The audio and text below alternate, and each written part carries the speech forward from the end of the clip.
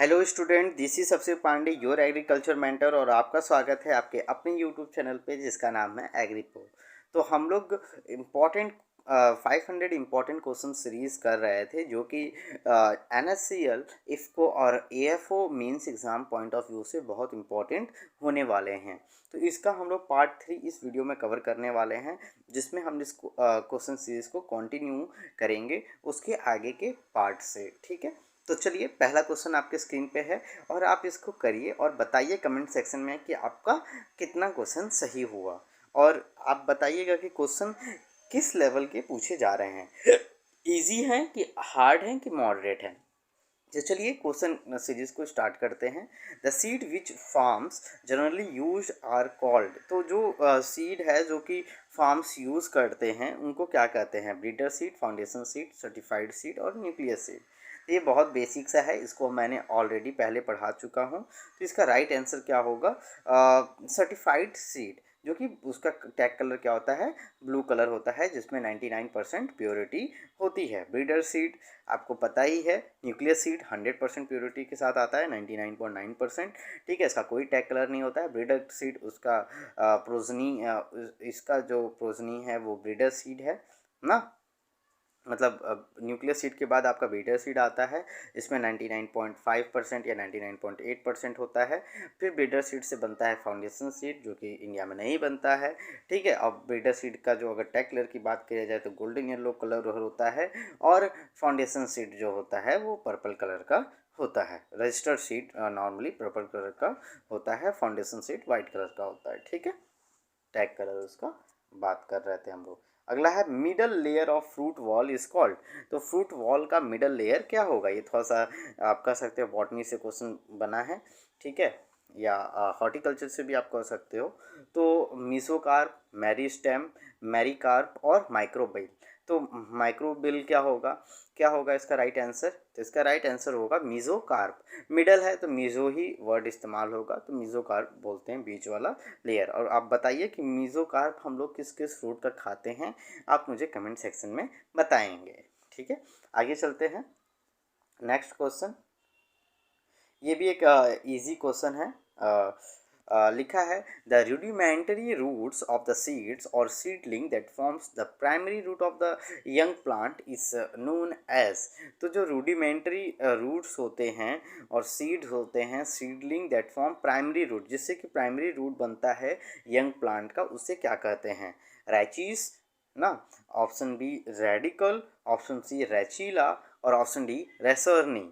तो इसका right option क्या होगा? जल्दी से बताइए। इसका राइट ऑप्शन होगा रेडिकल। क्या होगा?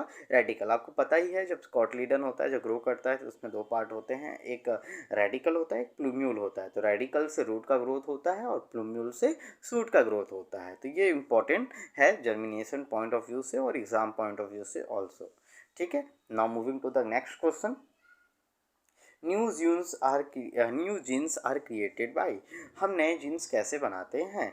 म्यूटेशन के द्वारा, रिकॉम्बिनेशन के द्वारा, इन्वर्जन के द्वारा, नॉन ऑफ। जेनेटिक्स का क्वेश्चन है, तो बताइए जल्दी से। न्यू जीन किससे बनाते हैं? तो म्यूटेशन से बनाते हैं। किससे बनाते हैं?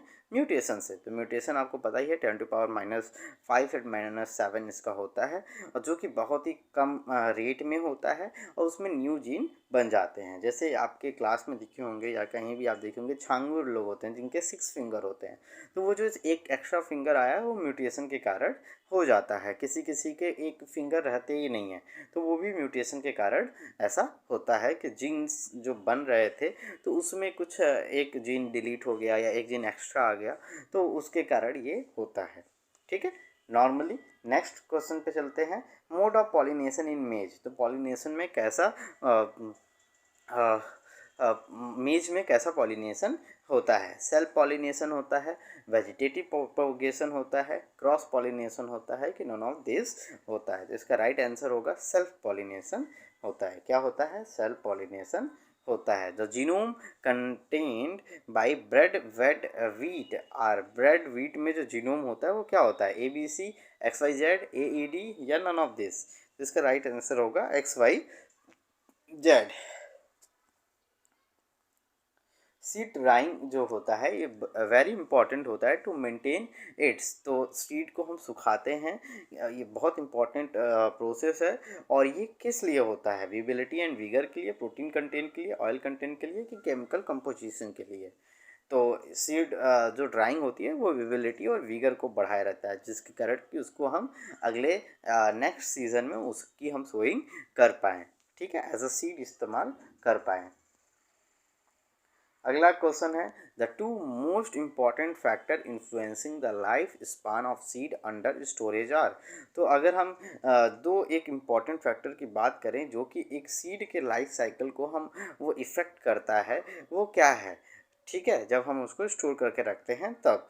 तो उसमें पहला ऑप्शन है relative humidity and temperature, rainfall and relative humidity. और ऑप्शन सी आपके लिए यहाँ ये है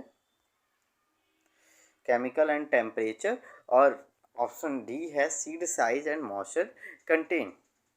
जिसका राइट आंसर होगा रिलेटिव ह्यूमिडिटी एंड टेम्परेचर। जो RH होता है और टेम्परेचर होता है वो एक सीड के लाइफ साइकिल को क्या करता है, स्टोरेज सीड लाइफ साइकिल को प्रभावित करता है। अगला है the chemical seed treatment is given to control. जो केमिकल सीड ट्रीटमेंट होता है वो किस लिए यूज़ किया जाता है, किसके लिए यूज़ किया जाता है? फंजाई और बैक्टीरिया के रोकने के लिए, सॉयल इंसेक्ट को रोकने के लिए, स्टोरेज इंसेक्ट को रोकने के लिए, कि ऑल ऑफ दिस? तो जाहिर सी बात है कि वो किस लिए इस्तेमाल होता है, as a all of this के लिए इस्तेमाल हम करते हैं, ठीक है। Maximum moisture content for safe storage और इन सीड वीट सीरीज। तो कितना ज़्यादा हम मॉइस्चर स्टोर कर सकते हैं? अगर हम वीट के सीड को स्टोर कर रहे हैं तो मैक्सिमम उसमें कितना रखना चाहिए हमको? 12%, उससे ज़्यादा नहीं रखा जाता है। तो ऑप्शन ए सही था, 12, 7, 15 नॉन ऑफ दिस था, तो 12 आंसर इसका राइट होगा। The factor affecting the final marketing price of crop seed are. तो वो फैक्टर जो कि अफेक्ट करता है marketing price of the crop seed are, seed के क्रॉप के सीड की मार्केट प्राइस को अफेक्ट करता है, वो क्या है? इनपुट कास्ट है, सप्लाई एंड डिमांड है, price of other farm producing time and trend है, कि ऑल ऑफ दिस है? तो इसका राइट आंसर क्या होगा? इसका राइट आंसर होगा सप्लाई एंड डिमांड, ठीक है। The equipment use to apply chemical that involve suspension and wettable powder treatment material in water is. तो ये जो इक्विपमेंट होता है जो यूज़ होता है केमिकल को हम जिसमें हम केमिकल को अप्लाई करते हैं, जिसमें सस्पेंशन और वेटेबल पाउडर के फॉर्म में होता है, ठीक है, वाटर में, उसको हम क्या कहते हैं? वो उस इक्विपमेंट को क्या कहेंगे? स्लरी ट्रीटर्स, डायरेक्ट ट्रीटर्स, पैनोजेन ट्रीटर्स, या मिस्ट मिस्ट ईमैटिक ट्रीटर्स? तो इसका राइट आंसर होगा स्लरी ट्रीटर्स, ठीक है। 51 इम्पॉर्टेंट क्वेश्चन है the structure and the function of nitrogenase can be studied by. तो नाइट्रोजनेस जो इंजाइम्स है उसके स्ट्रक्चर एंड फंक्शन को हम स्टडी करते हैं किसके द्वारा? NMR के द्वारा, या EPR के द्वारा, मैसवर्ग स्ट्रेप्टोस्कोपी के द्वारा, या ऑल ऑफ दिस? तो ये ऑल ऑफ दिस इसका राइट आंसर होगा। ऑल ऑफ दिस के द्वारा हम स्टडी करते हैं। म्यूचुअलिज्म किसके द्वारा दिखता है? म्यूचुअलिज्म वह प्रॉपर्टी होता है जिसमें दो इंडिविजुअल या दो भी कोई भी चीज़ एक दूसरे को सपोर्ट करके अपनी लाइफ साइकिल कंप्लीट करते हैं। तो pollination by animal, dispersion of fruit and seed, lichen, या ऑल ऑफ दिस? तो इसका भी आंसर ऑल ऑफ दिस होगा, ठीक है। चलिए अब आगे चलते हैं हम लोग।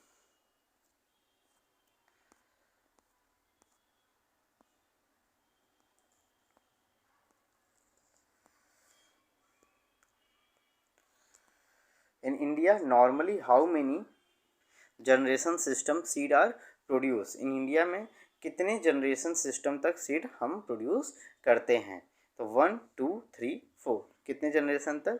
तो नॉर्मली 3 जनरेशन तक। कितने जनरेशन तक करते हैं? 3 जनरेशन तक सीड को प्रोड्यूस करते हैं। ठीक है, बट रुकिए मैं चेक कर लेता हूँ 53 का। हाँ सही है, ठीक है, क्योंकि उसके बाद उनकी प्रोडक्टिविटी कम होने लगती है। क्या होने लगती है? प्रोडक्टिविटी कम होने लगती है। ऑफ टाइप्स ऑफ, ठीक है, इसको थोड़ा सा हम लोग ऐसे कर लेते हैं।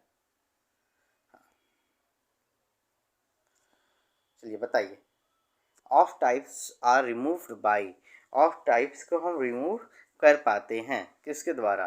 पॉजिटिव सिलेक्शन के द्वारा, नेगेटिव सिलेक्शन के द्वारा, प्योर लाइन सिलेक्शन के द्वारा, या मास सिलेक्शन के द्वारा।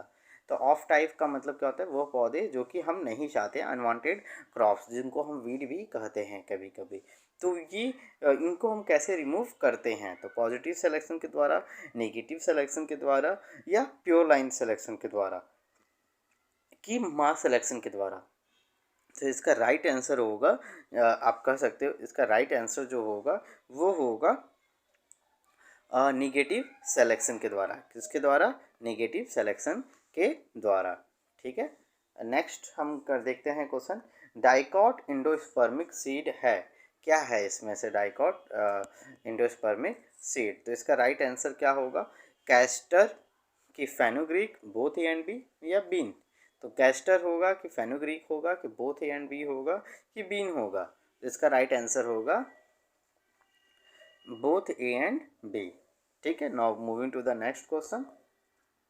Basic input of agriculture, agriculture का बेसिक इनपुट क्या होता है? सीड होता है कि फर्टिलाइजर होता है कि सॉइल होता है कि इरिगेशन होता है? तो इसका बेसिक इनपुट क्या होता है? सीड होता है। Now moving to the question number 57, important है। when the pathogen is loosely mixed with the seed in the form of sclerotia, galls etc और called, जब पैथोजन सीड के साथ लूजली मिक्स हो जाता है, जैसे कि स्क्लेरोटिया बना देता है, कभी कभी स्क्लेरोटिया बना देता है, या गॉल्स बना देता है, ये फंजाई के केस में अक्सर देखने को मिलता है, तो उसे हम क्या कहते हैं? इन्फेक्शन कहते हैं, या इन्फेस्टेशन कहते हैं, या कॉन्टामिनेशन कहते हैं, या कॉन्कोमिनेंट कॉन्टामिनेशन कहते हैं? तो इसका राइट आंसर क्या होगा, आप बताइए। इसका राइट आंसर होगा कॉन्टामिनेशन। ठीक है, 57। ठीक है, सॉरी, इसका राइट आंसर होगा, एक मिनट, कॉन्कोमिनेंट कॉन्टामिनेशन होगा। सीड सर्टिफिकेशन जो इन्वॉल्व्स होता है प्रोसेस, वो कितने फेज़ में होता है? 1 2 3 सॉरी 1 3 5 7 कितने फेज़ में होता है ये नॉर्मली? तो ये 3 फेज़ में होता है। कितने फेज़ में होता है? 3 फेज़ में होता है।